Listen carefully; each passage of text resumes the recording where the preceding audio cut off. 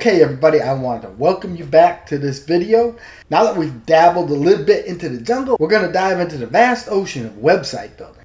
Now, I want you to think of your website as your business's home or your digital business card. Now, just like you would want to tidy up your house to have visitors come over, you're going to want to tidy up your website so you can have website visitors come over. And boy, man, do I have some decorating tips for you. You know, it's all about picking the right domain name, because the domain name is going to tell people exactly what your business is. A lot of people overthink domain names.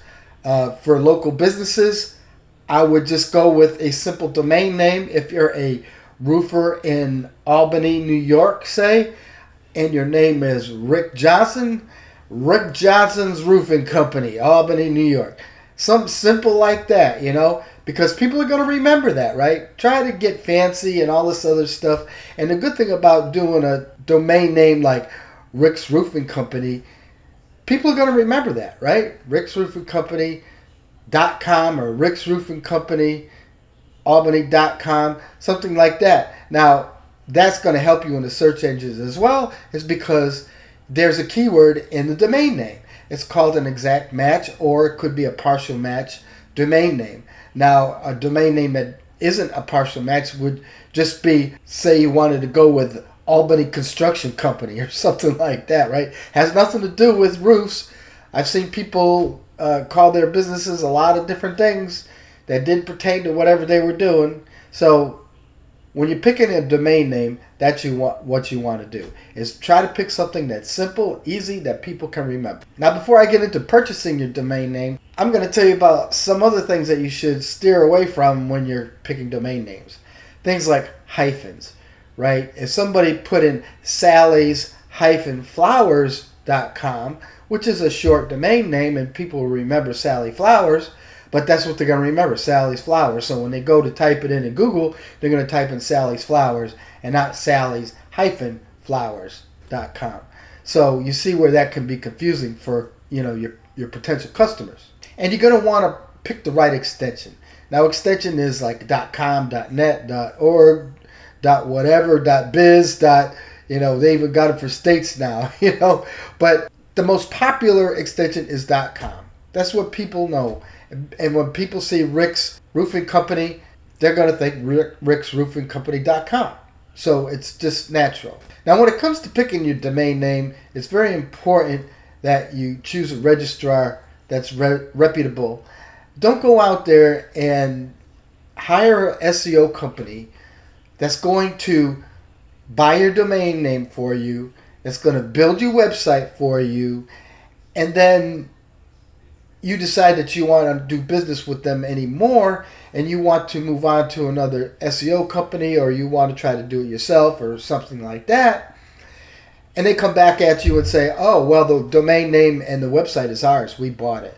See, so imagine you established your business and it's thriving and you just want to go in another direction. Well, not having control over your domain name and your website is a bad thing, because they keep it, you're screwed, and you got to just do it all over again. So I tell everybody, if they're going to create a business, you want to have your own domain name, your own web hosting, and any SEO can go into the back end of your website and fix your website or whatever, but it's just better off if you own it yourself. And some of the domain registrars would be like Namecheap or GoDaddy or HostGator or Bluehost, you know, things like that. I particularly myself stick with Namecheap, because as the name indicates, most domains are cheap, right? They're cheaper than if you buy them from HostGator or GoDaddy or Wix or wherever, right? So get a Namecheap account. Very simple, easy. It's free, doesn't cost you anything.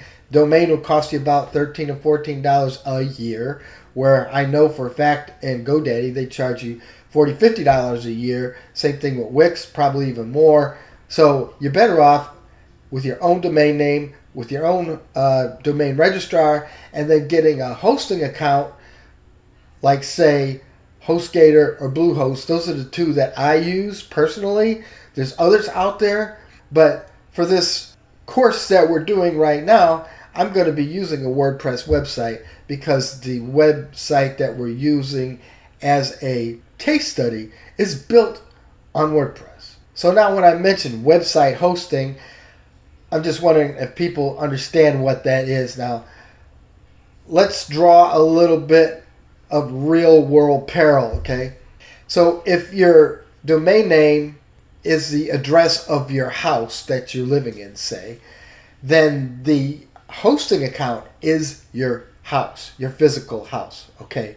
Hosting providers provide space on their servers for your website to live on.